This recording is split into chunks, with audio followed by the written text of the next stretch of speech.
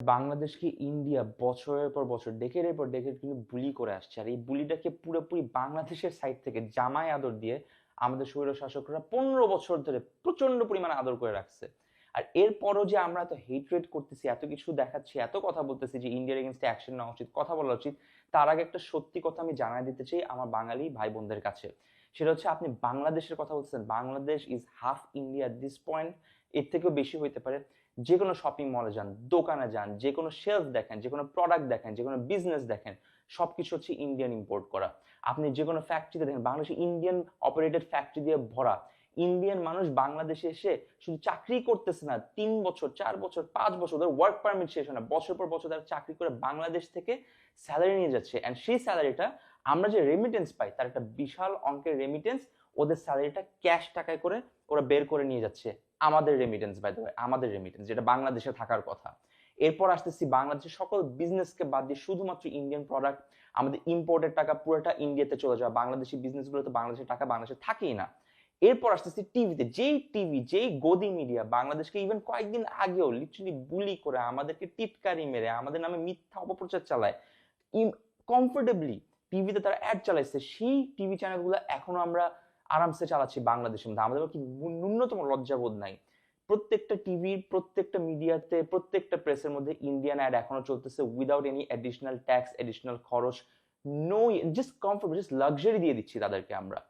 আমার কথা হচ্ছে ভাই সিম্পল, একটা জিনিস আমাদের বুঝতে হবে যে এই বাংলাদেশ আর ইন্ডিয়ার মাঝখানেরকার যেই ক্ল্যাশটা, বাংলাদেশি মানুষ না, ইন্ডিয়ার মানুষ না, এই দুই দেশের বুঝতে হবে, দুই দেশের গভর্নমেন্টরা এই দুই দেশের মানুষকে ছিঁড়ে ছিঁড়ে চাবায় চাবায় জাস্ট খেয়ে ইউজ করে আমাদেরকে মানে মানুষ হিসেবে আর যা বাঁচায় রাখে নাই। ইন্ডিয়ান গভর্নমেন্ট ইভেন ইন্ডিয়ান মানুষদেরকে ঠিকমতো ট্রিট করে না।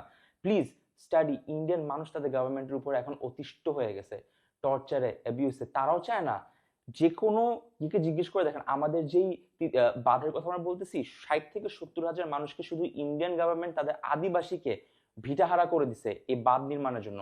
কোন বাঁধ? যে বাঁধটাকে খোলার পর বাংলাদেশের মানুষ ডুবে মারা গেছে। এই ভিডিওটা যখন বানাচ্ছি এই মুহূর্তে হয়তো কিছু মানুষ মরে যাচ্ছে, ভিডিও বানানোর আগে অনেক মানুষ মরে গেছে, হয়তো আজকে কালকে আরো অনেক মানুষ মারা যাবে। কেন? ইন্ডিয়ান বাঁধটা জেনে শুনে ইন্ডিয়ানসরা ওই বাঁধটা খুলে দিছে without a warning, without a notification. না আমরা ইভ্যাকুয়েট করতে পারছি, না আমরা রেস্কিউ করতে পারছি, না আমরা প্রিপেয়ার করতে পারছি, আমরা কিচ্ছু জানতাম না। Are you telling me that ইন্ডিয়ানরা তাদের নিজস্ব ইয়ে বাঁচানোর জন্য আমাদের বাঁধ খুলে দিচ্ছেন, তারা আমাদেরকে জানাইতে পারেনি? 48 বছর সময় পর হঠাৎ করে একদিন বাঁধ খুলে দিছে। সিম্পল হিসাব, ইন্ডিয়ান মানুষ না, ইন্ডিয়ান গভর্নমেন্টের জানা উচিত, বাংলাদেশের জানা উচিত আমরা কারো পুতুল না।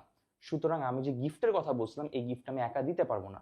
গিফটটা খুবই সিম্পল, অন্তত 1 মাসের জন্য হইলো যদি ন্যূনতম লজ্জা আমাদের থাকে, যদি আসলেই আমরা কিছু একটা চাই করতে, ইন্ডিয়ান প্রত্যেকটা প্রোডাক্ট কিনা বন্ধ করতে হবে। বাংলাদেশে যেসব কেবল অপারেটিভ অ্যাসোসিয়েশন বাংলাদেশ, যারা কোপ আমাদের যারা টিভি চ্যানেলকে সেন্ট্রালি ইয়ে করে, রান করে, তাদেরকে বলতে হবে you can't run a single ad, single Indian ad in Bangladesh, you can't run a single Indian channel in Bangladesh. চালাইতেই যদি হয়, যদি ওটা করতে হয়, বাংলাদেশের প্রত্যেকটা চ্যানেলের, সরি ইন্ডিয়ান প্রত্যেকটা চ্যানেলের প্রত্যেকটা সকল টাকা, এই পুরা মাসের টাকা ফুল ফান্ডিং যাবে হচ্ছে এই বন্যার্থদের পাশে, যেটা ইন্ডিয়ানদের জন্য আজকে এরকম হয়েছে। সো প্রত্যেকটা ইন্ডিয়ান প্রোডাক্ট, প্রত্যেকটা ইন্ডিয়ান প্রেস মিডিয়া, প্রত্যেকটা ইন্ডিয়ান ম্যানুফ্যাকচার থেকে শুরু করে, ইম্পোর্ট থেকে শুরু করে, দোকান থেকে শুরু করে, শেলফের ফ্রন্ট পেজ থেকে শুরু করে, প্রত্যেকটা ইন্ডিয়ান ব্যানার আমাদেরকে 1 মাসের জন্য হলো একটানা বন্ধ রেখে বুঝাইতে হবে আমরা কারো পুতুল না, আমরা কারো বুলি হচ্ছি না, আমরা নিজের পায়ে দাঁড়াবো। That's number one. এরপর আমি আসতেছি হচ্ছে সুন্দর করে বাংলাদেশে এই যে বন্যার্থদের সাহায্যের কথাটা আমি কেন আগে বলিনি, আমি কেন আগে ইন্ডিয়ার কথা বলছি? আমার কথা হচ্ছে, প্রত্যেকবার যখন বন্যা হবে, প্রত্যেকবার যখন ক্রাইসিস হবে, তখন কি সেলিব্রিটিসরা এসে এসে শুধুমাত্র ভিডিও করবে, ফান্ড রেজ করবে, তারপর এরকম রেস্কিউতে যাবে? এখানে কি সরকারের কোনো কাজ নেই, মন্ত্রীদের কোনো কাজ নেই, আমরা সাধারণ জনগণ আমাদের কোনো কাজ নেই, আমাদের কোনো রোল নাই, শুধু কি স্ট্যাটাস দিব? শুধু সরকার না, শুধু আমাদের অর্ডিনারি মানুষ না, সিটিজেন্স না, আর্টিস্ট না, সেলিব্রিটি না, ইনফ্লুয়েন্সার না, ক্রিয়েটর না, প্রত্যেকটা সিঙ্গেল মানুষ ইন্ডিয়াকে আমরা গিফট দিব, 1 মাসের গিফট। কোনো প্রোডাক্ট বয়কট ফয়কট কিচ্ছু বুঝি না, একটা মাস টিভি চ্যানেল থেকে শুরু করে, প্রোডাক্টস থেকে শুরু করে, বিজনেসেস থেকে শুরু করে, ইন্ডিয়াকে ভুলে যেতে হবে। Let them know that we are not their puppets.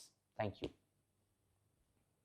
কারো কাছে স্বপ্ন পূরণ, কারো আনন্দের উপলক্ষ, আবার কারো জীবন পাল্টে দেওয়ার মুহূর্ত, কখনো জীবন বাঁচাতে সর্বোচ্চ গতিতে উড়ে চলা, কারো আবেগের শেষ মুহূর্ত, আপনজনের শেষ বিদায়ে সামিল হওয়া।